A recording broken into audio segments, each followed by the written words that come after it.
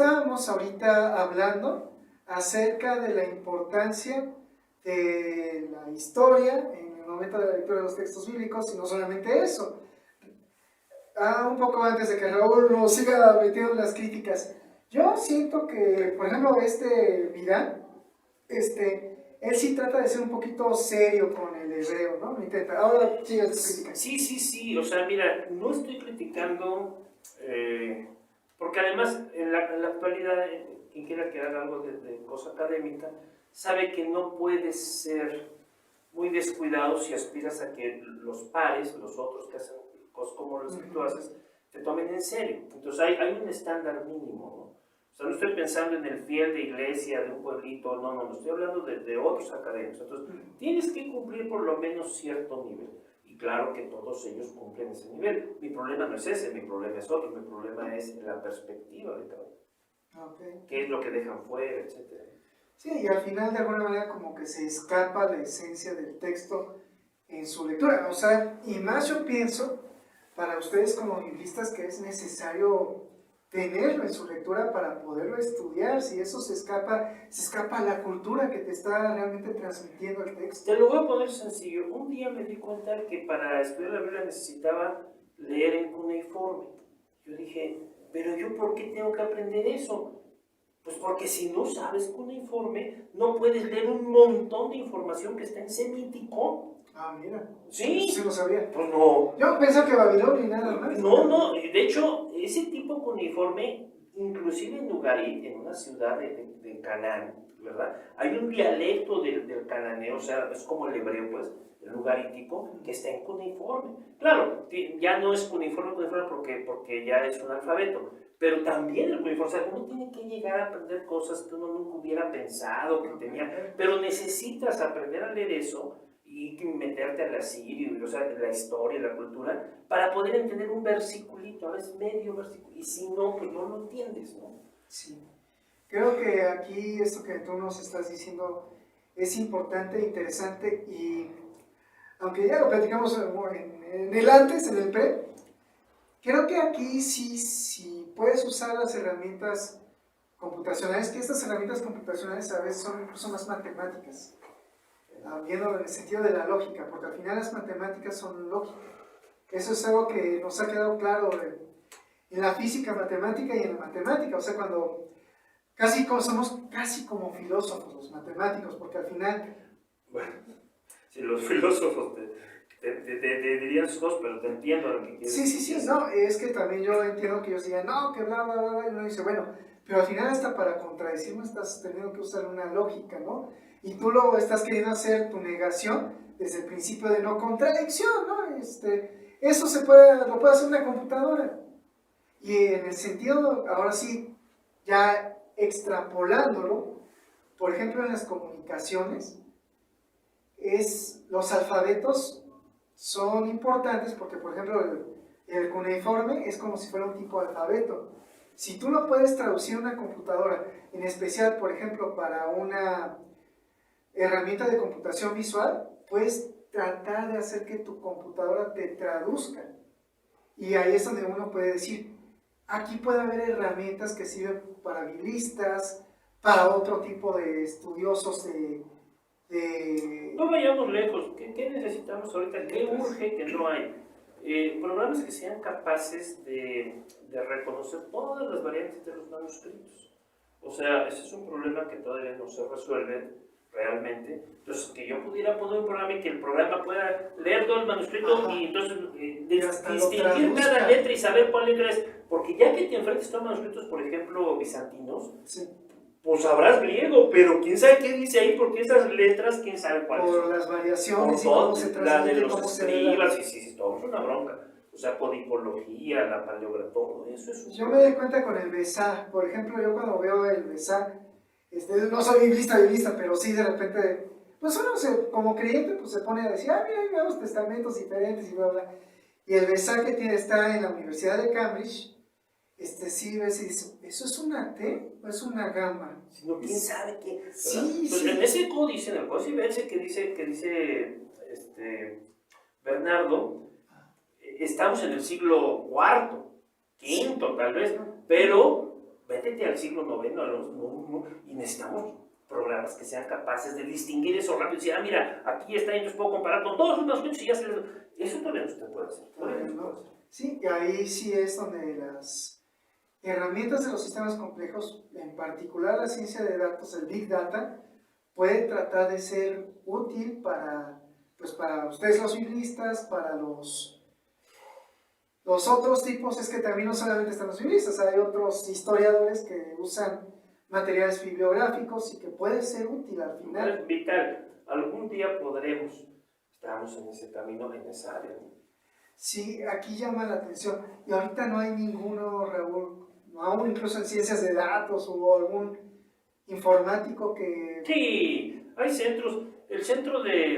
Hay varios institutos dedicados a estudiar el texto bíblico, Nuevo Testamento, Antiguo, etc. Bueno, me refiero en el área informática. Sí, ¿no? entonces ellos incorporan esas tecnologías, pero otra vez, con muchas limitaciones de tipo económico.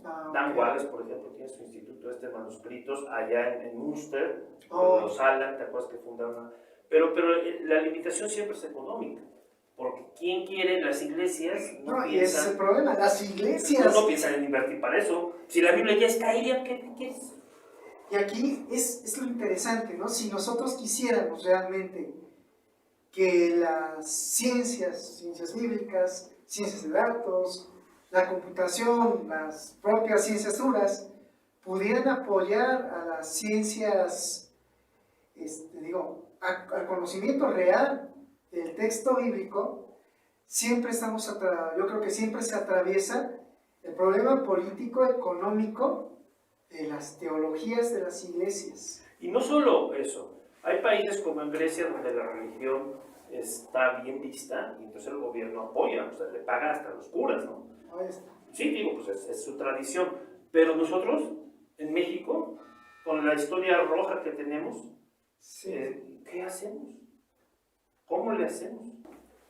Sí, pues, después de esta pausa, estábamos, Raúl, en esto, ¿no? De los apoyos que se están dando. Nadie quiere. En el México contemporáneo, venimos de una tradición de izquierda, en el sentido socialista del siglo XX, la Revolución Mexicana fue de izquierda. Y en ese sentido, pues la iglesia está separada desde Juárez del Estado. Entonces, ¿cuándo vas a conseguir que el CONACYT? Pues no. En Europa sí. En Europa, pues los centros de investigación financian ese tipo de estudios, pero aquí nunca. Bueno, aunque por ejemplo yo diría, como yo sí diría, yo soy hijo de la revolución en el sentido de ser politécnico, pues digo, bueno, pues por mí está bien que se separe la iglesia y el Estado. Pero mucha gente no quiere y hacen bien, porque tú sabes en la manipulación de las iglesias, o sea, el control que aún hoy las iglesias tienen políticamente. No nomás la católica, ojalá y fuera solo la católica. Tienes el PES, por ejemplo, el movimiento que era evangélico, un partido completo, ¿no? Y no estoy diciendo que sea malo que entre la religión en la política, no, yo creo que está bien. Creo que siempre habrá mecanismos para que eso pase. Lo que creo que está mal es que las iglesias controlen la política. Sí, ¿no? Y es que aquí estamos viendo que, o sea, es como que un mal que surge de manera colateral, no sé si decirlo colateral o por accidente, cuando...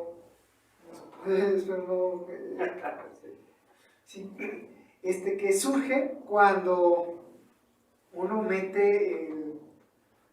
uno trata de averiguar qué realmente dice un texto de influencia religiosa. O sea, por ejemplo, cuando yo estuve en la UNAM, en el Seminario de Historia del Cristianismo, se aceptaba eso porque al final, pues es historia universal. O sea, queramos o no, el cristianismo influyó a todo el occidente. Y hasta Japón influye, ¿no? O sea, influye en muchas partes del cristianismo. Filosofía griega, las leyes, toda la legislación romana y toda la cultura, toda la teología, todo lo que llamaríamos nosotros la ética, la axiología, la moral es cristiana. Y en ese sentido es un imposible no tratar al cristianismo. O sea, eso es un imposible. Es algo que varios compañeros lo platicamos y decíamos, oye, es que al final el cristianismo influye a casi todo, por mucho que queremos hacer como el actual movimiento ateo tipo posmoderno que dice, no, no olvidemos de la religión, ya nada de aquí vamos a hablar de nada religioso. Uno dice, es que desde que dices eso casi prácticamente estás diciendo cristianismo. Un albañil con 12 proletarios cambiaron el mundo. No lo olvides eso. Sí, sí, sí. Luego, fundaron Occidente, entre otras cosas. Ajá. Luego es un imposible no tratar ello, ¿no? Yo pienso, independientemente, o sea, siendo laico, puedes estudiar eso, o sea, sin tener que decir soy creyente o no creyente, valga, como dice Vidal, ¿no? Y Vidal dices, bueno, aquí rescata un poco a Vidal y a Piñero, ¿no? En decir, podemos estudiar eso independientemente de que sea creyente o no creyente, ¿no? Casi estoy imitando a este Piñero, ¿no? Independientemente de que creamos o no creamos, se puede estudiar esto. Y hasta Piñero, aún siendo entre comillas ateo, ya no sé si es ateo o no, pero pues no creyente, pues dice, hubo un Jesús histórico. O sea, hay cosas que uno dice, mira, no metamos, si quieres no metamos nuestra espiritualidad y eso sea de cada quien, ¿no? Pero sí hay cosas en que dices, pues tuvo que haber ocurrido, porque si no, no tenemos historia, no tenemos historia universal, menos en Occidente, ¿no? No podríamos hablar nada en este sentido con Oriente, por ejemplo, de los musulmanes, que no son cristianos en sí, pero ellos presumen que ellos tienen de la revelación y que nosotros... Bueno, para ellos, Satanás nos engañó. Su parte de la idea es que el Antiguo y el Nuevo Testamento están alterados por Satanás. Valga, estamos hablando de elementos culturales que pues son comunes, ¿no? De diálogos entre culturas.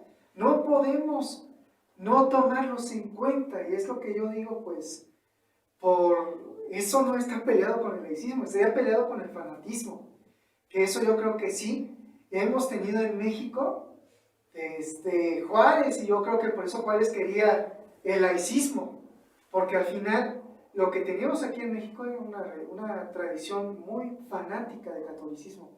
Lo tenemos aún, y es una condición humana. ¿No? La condición humana es ser fanático de lo que quieras, hasta de los equipos de fútbol, ¿sí? Pero y los matas, o sea, hay fanáticos que matan a golpes a o se suicidan. Entonces, digo, eso es algo humano. Pero aquí la clave es el pensamiento crítico. Cuando educas a alguien en los principios de la modernidad intelectual, garantizas una actitud que no va a ser, al menos en principio, no debería ser fanático. Ajá. Porque una cosa es que yo creo en lo sobrenatural y estoy convencido porque me consta, pero otra cosa es que sea fanático. ¿Cuál es la diferencia? Que el fanatismo implica un cierto grado, ese sí, de irracionalidad, de fe ciega, ese sí. Sí. Sí, y pues no es lo que uno busca. Bueno, yo lo veo por los que somos creyentes y bueno, yo ahorita me estoy remontando, pienso en mi vida de estudiante de licenciatura, los cristianos, de hecho hasta creo que tú te dio risa, ¿no? Que de repente yo comentaba con otro hermano que en la fe, que nos sentábamos en la SFEM, en los pastos de la SFEM, y ahí comenzábamos a tener nuestro estudio bíblico. Bueno, no a nivel profundo de biblista, ¿no? Ni de teólogo, pero pues ese nivel embarrado, ¿no? Que el Ministerio de Compañerismo Estudiantil o ahorita IFES decía, que estoy en el método inductivo, pero era un método inductivo que ni de seminario, pero algo era. Y sí, es como que, sí, que el texto nos diga, bla, bla, bla, bla, bla, bla. Y ahí nos quedamos estudiando la Biblia ahí debajo de un árbol, ¿no? Por eso digo, pues ahí nos parecemos a los Nicolaitas, bueno, se me olvida su nombre. Bueno, muchas iglesias. Esa seguramente era la Caldea. O sea, la foto que pusiste era de sí, era de la Caldea. Y sí, dije, nos parecemos a ellos, ¿no? Que es como el cristianismo primitivo, que todos se reunían y olvídate de que tengamos lugar en donde reunirnos, ¿no? ¿Tenemos un pastor? Pues aquí tenemos nuestros... Pensamos, en ese momento estábamos pensando los de la célula, ¿no? Pues ni queremos, porque una profesora nos dijo, y ella estuvo años antes, tiene una célula, ella era cristiana, tiene una célula de estudio bíblico, pues yo les presto aquí para que puedan tenerlo en el laboratorio y pueden tenerlo. Yo le dije ahí al líder de la célula y me dijo, no, mejor aquí, es como que para qué nos tenemos que mover a un lugar formal, o sea, es como que en contacto con el origen, por así decirlo. Olvídate de lugares así rimbombantes, de catedrales o de que, fíjate, los católicos tienen su CPP, su comunidad pastoral politécnica, y es como que, pues no tenemos eso, pero mira, aunque y eso sí, las iglesias, y a eso yo iba, uno como creyente, por ejemplo, sobre todo de físico-matemáticos, pues en parte la libras con la crítica de los no creyentes que muchos, la mayoría son ateos, ¿no? Y como que hasta dicen, no, ¿cómo? Se supone que esto es laico, ¿cómo te vas aquí a ponerte aquí a estudiar una Biblia? Y sobre todo en la escuela, eso es para de afuera, ¿no? Aquí no es para estudiar Biblia.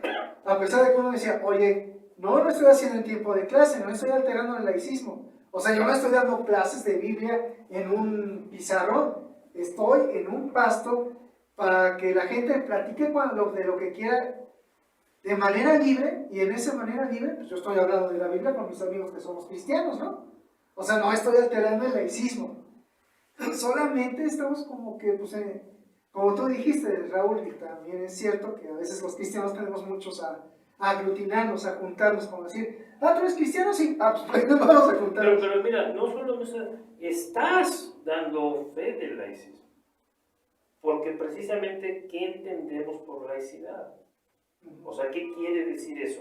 Quiere decir que el Estado tiene que ser garante de que todas las perspectivas religiosas tengan las mismas posibilidades. Sí. Y al hacer eso tú ahí estás dando una fe de esa libertad que te da este Estado, ¿no? Correcto, porque eso puede ser como la intolerancia atea, porque casi no se habla, ¿no? Pero sí se vivió por los católicos ortodoxos de la Rusia, lo vivieron con los soviéticos. Y en todos lados, o sea, inclusive hoy en los Estados Unidos tú vas a las cinturas de la Biblia y es un fanatismo tremendo. Sí. Y pues, digamos, ahí lo que hacíamos era pues todo lo contrario de ser intolerante, ¿no? Decíamos, bueno, pues aquí los compañeros, algunos son intolerantes ateos, otros simplemente dicen, pues chido, qué bueno que te reúnes, a mí no me afecta, yo no te afecto, pues todo bien. Uno dice, pues sí, todo bien, ¿no? La idea es no afectar. En ocasiones sí nos visitaban los católicos, ¿no? Católicos que son más críticos y a veces no querían estar con la CPP porque decían, ay, no, yo hasta me peleé con el sacerdote de por allá y no, como que no me cayó, ¿no? Y pues estaban con nosotros y pues lo que hacíamos era estudiar la Biblia. Israel ha hecho un sistema interesante. O sea, tú no puedes estar haciendo evangelismo en Israel.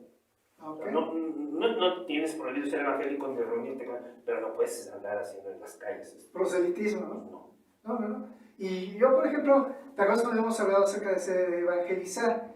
Yo siempre he dicho que a mí no me gusta evangelizar, sobre todo en el aspecto de que en la actualidad es como que hacer proselitismo. Y yo digo, no, yo no, porque yo veo, y es parte de la crítica a lo que yo nada más lo he estado acariciando y no lo llego así, en que parece que hacer proselitismo es haz otro fanático. Y digo, y existen esos movimientos como... Vamos a pensar en el proselitismo, ya que quieres traer ese tema, vamos a pensar en la divulgación científica, que generalmente se lleva muy mal, porque lo que divulga son resultados, no la mente científica, no el pensamiento científico, nada más divulga resultados. Y se hace muy mal la divulgación. Bueno, hay algunos muy buenos y otros muy malos, pero ¿qué hace la divulgación científica? O sea, en principio es un tipo de proselitismo. Estás haciendo un proselitismo para que pienses de cierta forma. ¿Notas eso?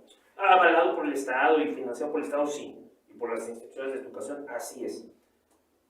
¿Qué ventajas tiene ese tipo de proselitismo comparado con el religioso? Bueno, aquí... Nada más porque es diferente lo que estás vendiendo. O no estás provocando fanáticos, por lo menos esa es la intención, ¿no? Porque la ciencia...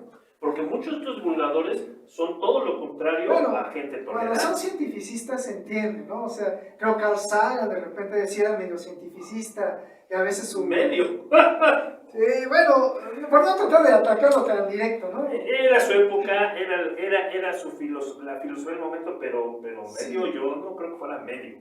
No, cientificista, pues. O sea, sí, eso no creo que por el momento, porque apenas lo vemos que va emergiendo, Sagan es uno de los que van emergiendo con este tipo de cientificismo que tratan como de decir, toda realidad es lo que podemos tocar y palpar, lo que no, No existe. no existe.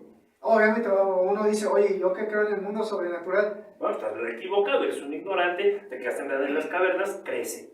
Sí, y ese es un problema, porque uno dice, no necesariamente, por ejemplo, el electrón es imposible de ver, por el amor de Dios. Si yo quiero ver un electrón, su tamaño, que según creemos que es el electrón, es tal que es menor de cualquier longitud de onda. Bueno, es imposible verle. Pensemos en materia sin masa, además. También. Bueno, verás la nube ahí, electromagnética, no sé. Es toda otra historia muy interesante. Pero, Sí. pero el punto al que yo quería ir, para no desviarnos demasiado, es ¿cuál es la ventaja del proselitismo religioso? Porque hay una parte positiva en esa actividad. Bueno, puede ser. Sí, bueno, es que yo te estoy diciendo donde yo no me siento bien cuando se habla. Es que evangelizar es hacer proselitismo religioso. Digo, ¿voy a ser otro fanático? Es que eso es lo que no creo. Porque no necesariamente, o sea, la divulgación científica no necesariamente hace fanáticos cientificistas. No necesariamente. Y tampoco esto, mira, el problema es el siguiente, ¿cómo puedo entender? Pienso en mí mismo de jovencito. Yo estaba muy interesado en muchas cosas, pero ni siquiera sabía cuando entré a la carrera que había una facultad de ciencia en la UNAM, porque nadie me dijo, o sea, porque yo no sabía, o sea, si hubiera sabido igual y me meto a estudiar en la facultad de ciencias. Y aquí es cuando no, esta ausencia de real divulgación. De información. Entonces, ¿cómo podría yo, entre tantas ofertas religiosas que hay dentro del puro evangelismo cristiano, ni siquiera en todo el cristianismo, cómo podría yo distinguir si me conviene ir con los testigos de Jehová o con los... ¿Cómo podría? Si no tengo la opción de... Por eso yo me metí a muchos de chavo y fui a literalmente decenas de grupos porque me interesaba conocerlos. Y todos te ven mal, porque señora, o te ven muy bien, y entonces te quieren, o sea... El problema está en que llegas y te quieren contar para ellos o te ven muy mal porque quién eres tú y qué haces aquí, ¿no? O sea, de todo me pasó. Eso es cierto. ¿Cómo logramos que la gente tenga esa oferta? Las redes sociales. La tecnología ahorita digital es magnífica para eso. Lo que tú haces es magnífico. Porque si tú así como invitas a mí, invitas a un montón de gente de todo, pues entonces la gente dice, mira, me voy a ir con esas gentes, voy a ir acá, me llama la atención. Entonces, eso es vital, tener todo ese escaparate de variantes para que puedas conocerlas. De eso se trataría un buen proselitismo. Sí, o sea, más que nada dar información. Hablas del cristianismo en todas sus variantes. ¿Quién tiene la razón? Esa no es mi bronca. O sea, yo no le tengo que decir a usted qué tiene que creer, compañero. Yo le voy a decir a usted que estos creen cosas muy parecidas y todos dicen que son cristianos. ¿Qué piensas tú? Yo podré tener mis preferencias, pero tú desde tu perspectiva no sé qué. Yo no sé qué decidas tú, ¿no? Sí. Eso te va a salvar. El problema es que quién va a pagar eso. Porque acá al menos lo paga el Estado. Para la cuestión de la física, la química, la biología, pues lo paga el Estado. Pero aquí, ¿quién va a pagar? Que es algo de lo que nosotros estamos haciendo en Cerro Tichenov. ¿Quién va a pagar para que puedas ver todas las posibilidades del cristianismo en tu comunidad y puedas dialogar entre ellos y puedas conocerlos? Y entonces ya ves que ni son los ogros ni son los santos. Y entonces empieces a tener una cultura, una sociedad más digamos, familiar entre ellas, ya ni siquiera cuates, pero por lo menos que se medio conozcan. Eso es fundamental hacerlo. Y es lo que... ¿Y quién lo va a hacer? Pues nomás tú y yo y los locos, que no podríamos vivir si no hiciéramos estas cosas. Sí, tú lo has dicho. Ortega tiene un librazo que se llama El origen deportivo del Estado. Vale. Y en él, entre muchas cosas valiosas, nos dice, y en otras partes de su obra, que el verdadero trabajo que queda, el trascendente, el fundamental de nuestras vidas, nuestra obra, es el que haces por deporte. Porque gozas haciéndolo. ¿Por qué haces tú estas charlas y todo? Pues porque te nace hacerlas, nadie te pagan por esto.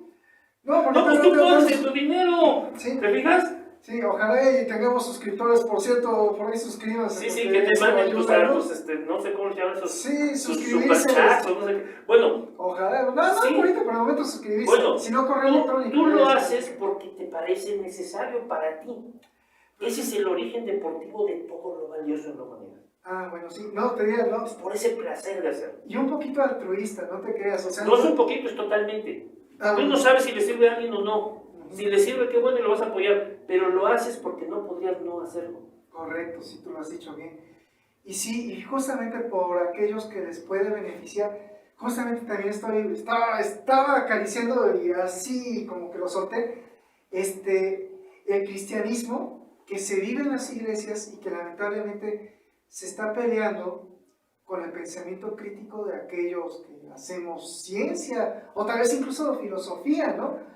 Porque tú haces un pensamiento crítico que hasta los que no conocen bien hasta se burlan, ¿no? Por ejemplo, yo he dicho en Facebook, ¿saben qué? Yo no voy a celebrar Navidad y la verdad para mí es una fiesta que nos la inventamos y la inventamos a mal porque la agarramos de Teodosio Emperador cuando quiso cristianizar por la fuerza a todo el mundo y ese cristianizar por la fuerza a todo el mundo fue, agarramos esta festividad pagana y la cristianizamos y ahora todo el mundo lo va a celebrar. Y digo, bueno, primero Jesús no nació en esa época y segundo se hizo producto de forzarlas a las personas en lugar de dejarles elegir libremente por un genuino encuentro con Dios. Esto fue como que, o eres cristiano o te mato. No, pues me hago cristiano, yo no me quiero morir, ¿no? Dice, eso no es ni evangelizar, eso es, ahora sí que ni fanatismo, es como que o lo matas o lo matas, pues, que no muera, ¿no?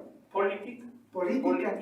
Y por eso digo, yo no estoy de acuerdo con esa celebración, ni estar celebrando en la iglesia, con mi familia sí, digo, pues feliz Navidad, ¿no? Pues, lo abrazo y todo, porque digo, pues bueno, eso es lo bueno de esa celebración, de lo que se rescata. Pero que diga, es porque Jesús nació, digo, no, permíteme, pero Jesús no nació en esa época. Y yo no solamente celebro la vida, el nacimiento de Jesús, yo celebro toda su vida. Un personaje histórico de la categoría del Mesías de los judíos, no es relevante que haya nacido si no veo el trasfondo de vida. El cristianismo celebra, la gran celebración del cristianismo es la Navidad. Es la más importante. En los Estados Unidos podría discutirse sobre si el Día de Gracias es más importante que la Navidad, vamos a dejarlo ahí, pero en el resto del cristianismo mundial es la Navidad. Luego, un poquito más abajo, la Pascua, la Semana Santa, la crucifixión de Jesús. Y luego, así mínimo, alguien a veces se acuerda el Día de Pentecostés, cuando en realidad las celebraciones deberían ser diferentes. El nacimiento es importante, la muerte es más importante, pero el día de Pentecostés, con el regreso, con la llegada del Espíritu Santo y el inicio de la iglesia, ese es el más importante y ese no se celebra como lo más humano del cristianismo. Y para mí en ese sentido es como la glorificación del Mesías, o sea, porque el Espíritu Santo viene a señalar, bueno, dice el Evangelio de Juan, viene a indicar que al Mesías, ¿no? Es decir, Jesús es el Mesías, dar justificación sobrenatural de su doctrina. Déjame ser todavía más biblista que eso. El texto afirma, tengo muchas cosas que deciros todavía, pero no las pueden cargar, bastazo, en griego, no las pueden soportar, como cargar un mueble, ¿no? ¿Por qué? Porque no tenemos Espíritu Santo. Pero cuando venga el Espíritu Santo, cuando venga el Consolador, cuando venga el Abogado, entonces Él los va a conducir a toda la verdad. Y la gente cree que esa conducción era en un instante de la historia. No, lo que está diciendo es que a cada cristiano lo va a ir conduciendo a lo largo de sus días, a la verdad constantemente. Eso está diciendo el texto.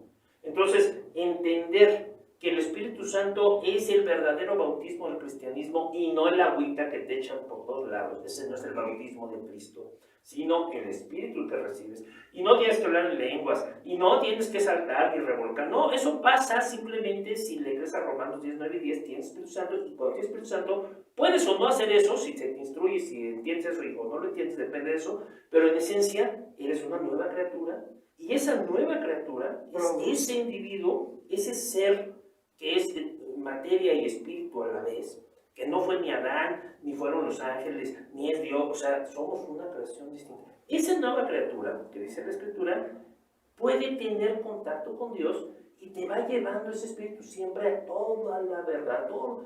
Eso es una cosa en dinámica extraordinaria. Y sí, pero no lo enseñan así, Bernardo. ¿Cuándo te han enseñado eso en un culto? Pues ahora sí que te diría solamente de lo que recuerdo, de la primera iglesia en la que yo estaba, pues ahí se daba mucha importancia a la labor del Espíritu Santo. Y te decían que te iba a llevar todos los días a toda la verdad. Pues esa era la idea. Es que de eso se trata. Ese es el futuro del cristiano. Si ustedes se quedan en la letra. Aunque, por ejemplo, aquí sí te puedo decir, ahí sí sería hasta la crítica a la primera iglesia donde yo me congregué, que lo dirigía un apóstol. Y como que nosotros confiábamos demasiado en las revelaciones del apóstol Lezama. Pero es el problema, que estás confiando no en el espíritu que tú tienes. Aunque sí como creyente. Sí. Estás creyendo en el pastor, en el papa. O sea, estás creyendo en otro fulano que te va a soltar una teología. Sí, te iba a decir, pero sí nos movemos en la profecía, o sea, o en las visiones, porque de repente... En la inspiración deja la profecía. Tú sientes, porque tengo que salir. No me subo a ese avión. No sabes por qué. No es racional. En eso te lo acepto. Ajá. Solo lo sientes. Ajá. Pero claro que se puede entender con la razón.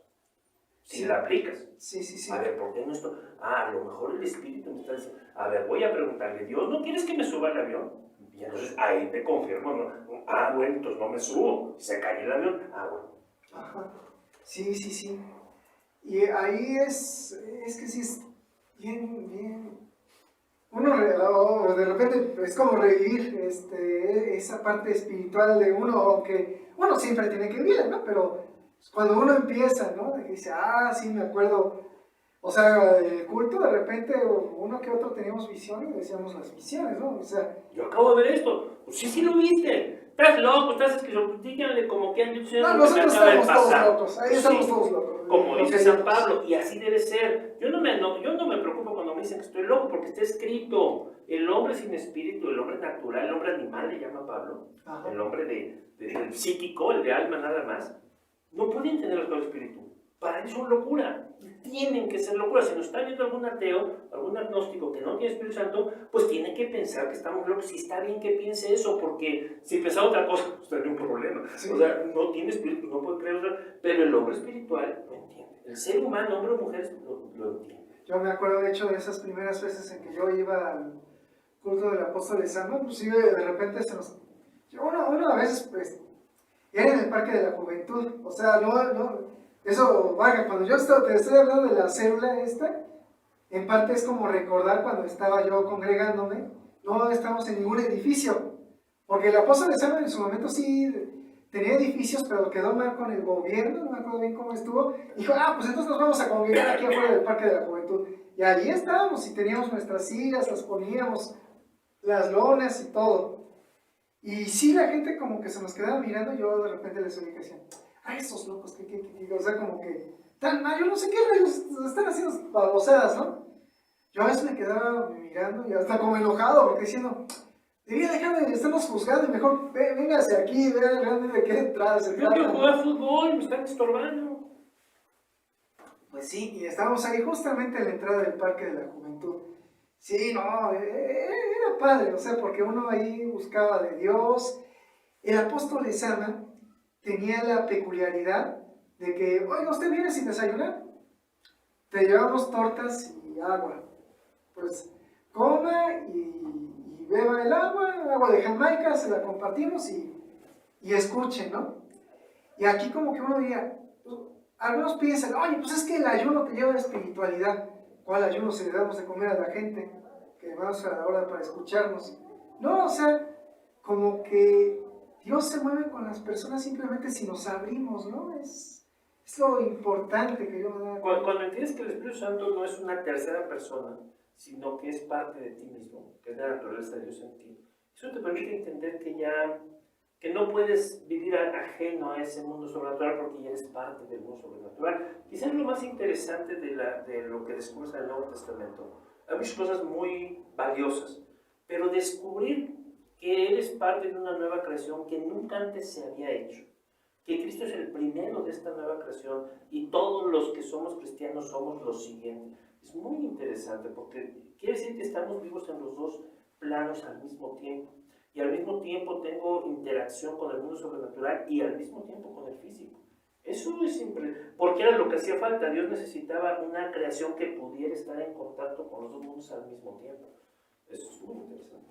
Sí, sí, es como... somos sacerdotes con Cristo, que es el sumo sacerdote, ¿no? Somos puentes. Sí, es la forma más religiosa, teológica y de ponerlo, pero sí. Sí, bueno, obviamente, no como en Cristo somos Estoy bien, puentes, ¿no? yo trato siempre de limpiar todo el lenguaje religioso, Sí. porque siento que estorba para que la gente, como ya estamos tan acostumbrados Sí. a la piedad, al pecado, entonces trato de quitar y regresar a su sentido más bíblico, del siglo I, del siglo 100 antes de Cristo. Lo que fuera. Sí, y gracias por ese puenteo, porque a mí también me desagrada mucho. En ocasiones yo, por ejemplo, ponía algunas cosas en el Facebook y un amigo que bueno, no creo que me esté viendo, tengo mis problemas con él y ya de plano dije... Ay, igual si te ve, pues ahí está, quedas todos los años. Sí, pues es que de repente él nada más se enojaba conmigo y yo también me enojaba con él. Y dije, no, para no estarme peleando, voy a bloquearlo, porque si no me voy a estar peleando con él a cada rato por cualquier tontería. Sí, no, y no está bien, ¿no? La gente aprende. Mi consejo es que discutas cuando ya te parezca demasiado absurdo, pero si tiene algo de provecho, discuta. Sí. No, y puede ser que hasta... Así somos a veces algunos, ¿no? Somos medio cotorros y todo medio así en cotorreo, pero... Yo aprendo de las discusiones, los otros aprenden, los que están ahí viendo también aprenden. Las discusiones son muy obvias. Sí.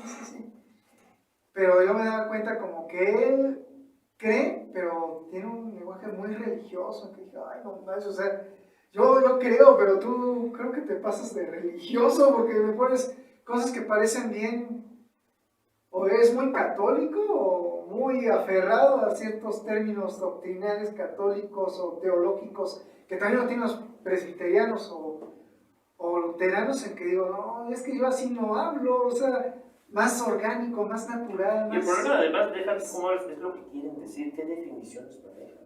Sí, ¿qué quiere decir en su mente para ellos tan término? Sí.